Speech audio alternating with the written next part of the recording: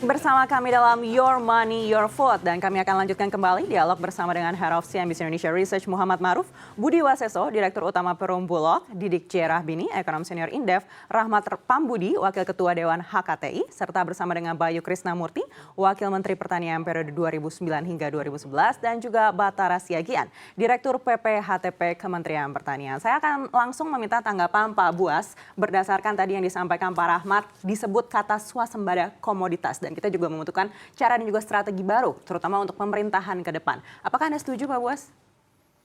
Ya sebenarnya gini, tadi saya sampaikan juga masalah swasembada pangan. Kita harus lihat juga per wilayah, yang bisa diswasembada di wilayah itu apa pangannya gitu kan. Karena tidak bisa disamaratakan, baik daerah Jawa dengan Sumatera, dengan Sulawesi, beda-beda juga gitulah. Tapi dalam komoditi pangan apa yang bisa dikembangkan di situ ya kita kembangkan. Itulah salah satu wujud kita mengarah ke swasembada.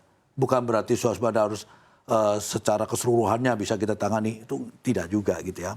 Nah, saya juga bilang tadi masalah lahan yang semakin menyempit ya kan.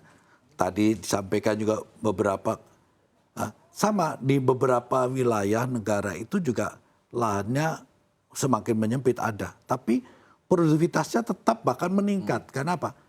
Ada modernisasi, ada mekanisasi, tapi ini juga tidak bisa diserahkan kepada petani ya, karena petani itu hanya batasnya dia menanam, dia produksi, ya sampai situ. Maka salah satunya ya, kita juga harus mengedukasi petani sesuai dengan batas kemampuan pemahamannya mereka ya. Karena petani yang saya tahu sekarang ini kan dia otodidak, turun menurun. Jadi begitu dulu ayahnya petani turun ke anaknya, ya seperti itu otodidak yang dilakukan oleh bapaknya diikuti sekarang. Nah itu tidak akan meningkatkan produksi ya. Bahkan kita akhirnya kalah bersaing dengan negara-negara yang dulu pernah belajar pertanian di negara kita. Contoh sekarang, Vietnam itu dulu belajar pertanian dari kita. Ya setelah kemarin saya mendalami di Vietnam bagaimana produksi beras dan kita membutuhkan beras sebenarnya dari Vietnam untuk memenuhi kekurangan kita. Ternyata mereka sudah betul-betul produksinya berkualitas dan meningkat ya. Contohnya mekanisasi di Vietnam luar biasa kalau saya lihat ya. Karena sekarang petani-petani di sana diberi peluang bahwa dia tidak harus menangani lahan yang dia miliki dengan jumlah yang kecil. Dia justru menyerahkan ini kepada pemerintah untuk dikelola oleh pemerintah. Dengan tadi mekanisasi, dengan produksi yang akan meningkat. Nah petani itu di Vietnam sebagian termasuk di Thailand yang saya tahu kemarin. Bahwa petani-petani dengan menyerahkan lahannya ini kepada pemerintah dikelola oleh pemerintah. Mereka bisa bekerja di luar dari pertanian itu. Tapi dia tidak hilang pendapatan dari pertanian itu atau lahannya itu. Tapi di sisi lain dia dapat tambahan dari kegiatan di luar itu. Memang banyak sekali yang harus kita lakukan ke depan ya. Karena memang sekarang ini kan peran Bulog juga agak sulitnya karena begini. Bulog itu diikat dengan regulasi. Yang tentunya regulasi ini juga tidak bisa memberi kebebasan untuk Bulog melakukan sesuatu yang dia lihat dia berbuat. Contoh baik, sekarang kita menyimpan beras itu sebagai buffer stock negara. Beras itu ditentukan jumlahnya oleh negara, ya kan? Dan pelepasannya juga ditentukan untuk apa. Sedangkan untuk pembiayaannya itu kita menggunakan dana pinjaman bunga komersil. Di sisi lain, kalau ini beras atau apapun namanya ditugaskan oleh negara tidak bisa segera dilepas, maka kita akan terbebani dengan bunga. Itu satu. Yang kedua, kualitas ini mau nggak mau akan turun. Kalau kita pertahankan dengan kualitas, tentunya kita harus merawat, ya kan, mempertahankan ini dengan macam-macam ya caranya. Itu akan menghasilkan cost yang tinggi. Nah di sisi lain kalau itu harganya tinggi, bunga tambah tinggi, ini juga tidak efisien ya, artinya akan membebani Bulog itu sendiri. Nah memang saya kira kita perlu juga ke depan dengan segala aspek dari pertanian, dari produksi, dari hulu ke hilirnya, dari neraca pangannya seperti apa ya kan. Nah itu juga harus kita benahi semua kalau menurut saya ya. Jadi artinya bagaimana negara ini bisa menguasai dan menjamin ya ketahanan pangan untuk masyarakatnya. Jadi masyarakat jangan dihantui nanti kalau ini kurang bagaimana ya, kalau ini terus bagaimana. Nanti ada juga naik turunnya kebutuhan yang akhirnya masyarakat hanya mereka-reka sendiri. Nah, data itu penting kalau menurut saya ya. Data yang akurat. Artinya apa sih sebenarnya dari produksi dengan kebutuhannya. Ya kan? Sekarang produksinya berapa, kebutuhannya berapa, kekurangannya berapa. Terus kita dapat dari mana? Artinya kalau tadi bicara defending pangan juga jangan tergantung pada masalah beras saja. Karena dulu saudara-saudara kita di Papua, ya Indonesia Timur, itu banyak kan mereka biasa mengkonsumsi sagu. Tapi hari ini mereka dibiasakan untuk mengkonsumsi beras karena ukurannya pangan itu beras. Akhirnya produksi kita yang segitu untuk memenuhi keseluruhannya itu karena ukurannya beras jadi kurang gitu ya. Apalagi sekarang inflasi juga diukurnya salah satunya dari kebutuhan beras. Nah akhirnya kan kita akan dilema terus menghitungnya, waduh inflasi dengan karena kebutuhan beras, harga naik beras itu.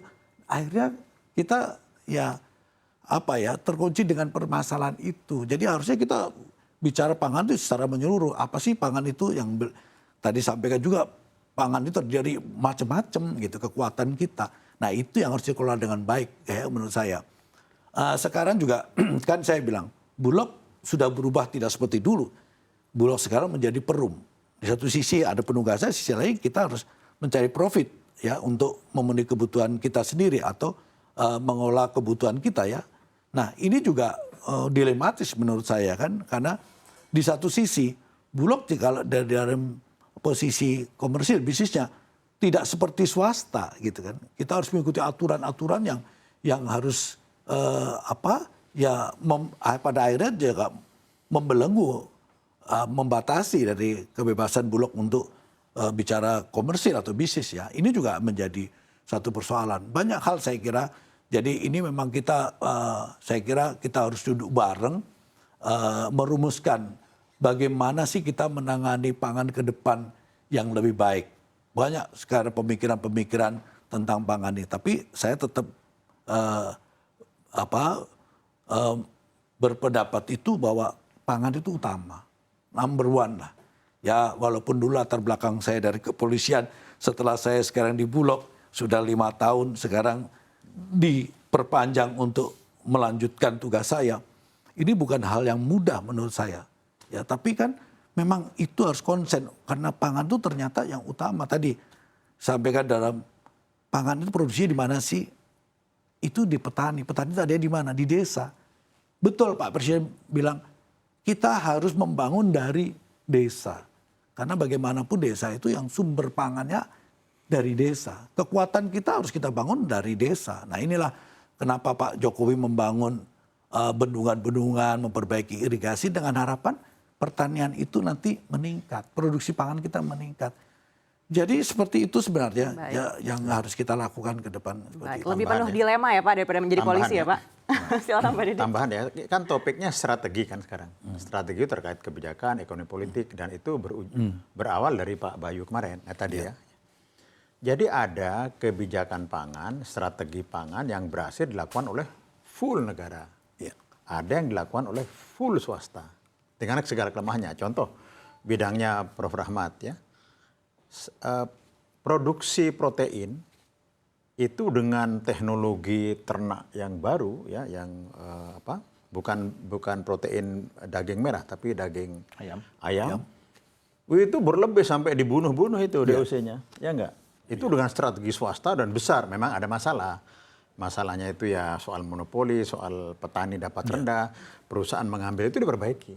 Jadi itu harganya kan murah sekali. Sehingga masyarakat desa ada yang sukses luar biasa lewat masyarakat dan swasta. Masyarakat Madura bikin sawit gede sama dengan swasta. Itu berhasil.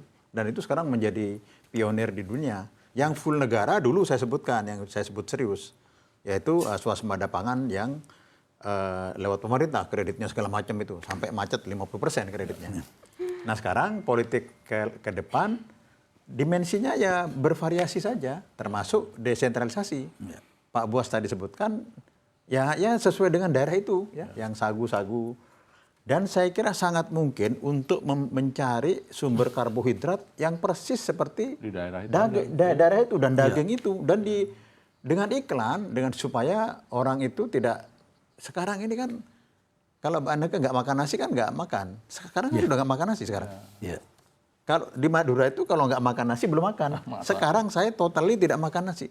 Dan lebih sehat. Puasa kemarin turun 4 kilo. Nah, Berarti untuk mendukung swasembada beras begitu ya Pak? Tidak makan ya nasi. sekarang sudah makin turun, ya nggak? Yang kelas-kelas profesor seperti ini udah nggak makan Baik. nasi. Jangan makan Oke, kita akan langsung minta pendapat Kelas gaji dari besar nggak Pak makan. Bayu. Saya tambahkan Ya. sedikit ya Mbak, saya sedikit soal krisis pangan ini ya. Oke, silakan Pak Rahmat. Ini yang disampaikan Pak Didi Rabin ini menarik sekali ya.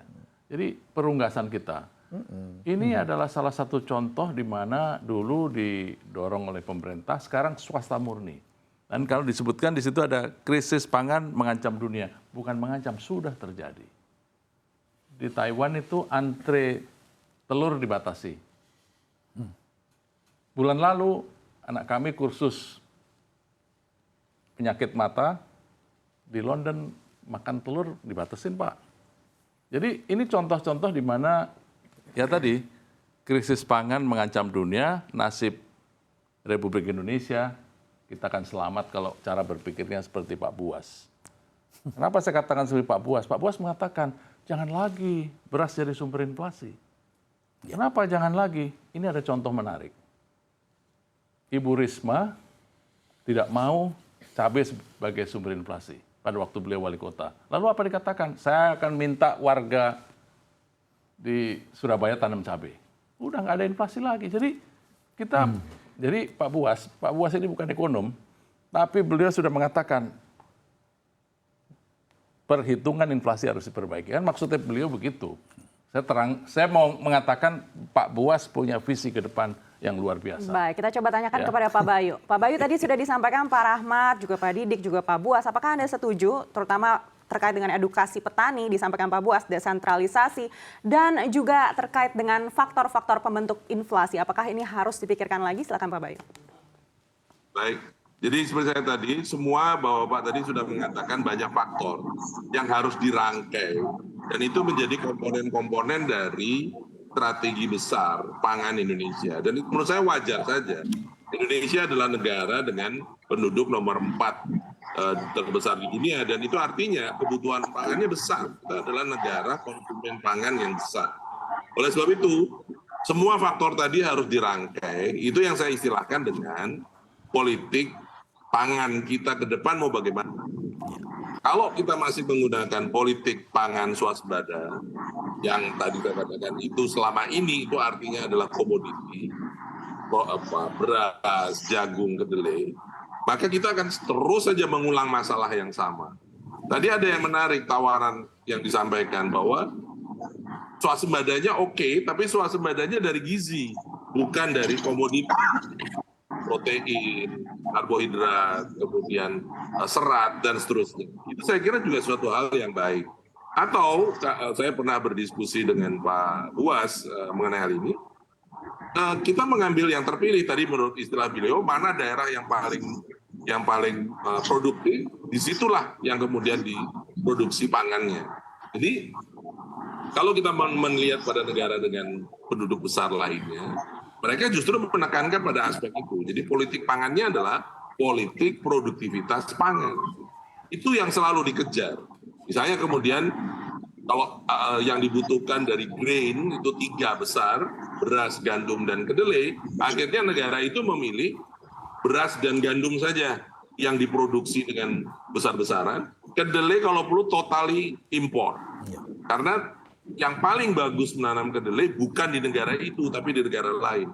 Bagaimana caranya mengamankan kedaulatannya? Dia beli perusahaan atau lahan di negara di mana kedelai itu bagus diproduksi. Jadi ini ada hal-hal yang sangat strategis menurut saya, yang nanti akan menjadi keputusan operasional dengan pilihan politik pangan itu. Dan karena tadi kita bicaranya adalah untuk memberi masukan, katakanlah inspirasi kepada pimpinan kita berikutnya, maka menurut saya kontribusi kita sebagai profesional rasanya harus kita fokuskan ke sana. Mari kita kristalisasi apa politik pangan yang tepat untuk Indonesia pada masa yang akan datang. Karena yang kemarin itu sudah berhasil untuk kondisi kemarin. Yang ke depan tantangannya jauh lebih berat. Satu juga yang menarik dari Prof. Didik tadi mengenai kombinasi antara peran negara, peran petani, dan peran swasta. Ini sekali lagi juga merupakan hal yang sangat mendasar yang harus terus kita kedepankan. Tidak bisa beban pangan ini hanya ditanggung oleh negara. Dan menurut saya juga tidak akan mampu dan juga tidak perlu. Peran petani harus diberikan ruang, oleh sebab itu kesejahteraan mereka menjadi bagian penting dari strategi yang baru. Demikian juga peran swasta. Swasta juga akan memiliki fungsi dan kontribusinya yang besar. Dan ini semua menjadi satu simfoni begitu yang nantinya akan menghasilkan kondisi pangan kita yang selain berswasembada tapi juga berdaulat dan memenuhi kebutuhan pangan dan gizi masyarakat.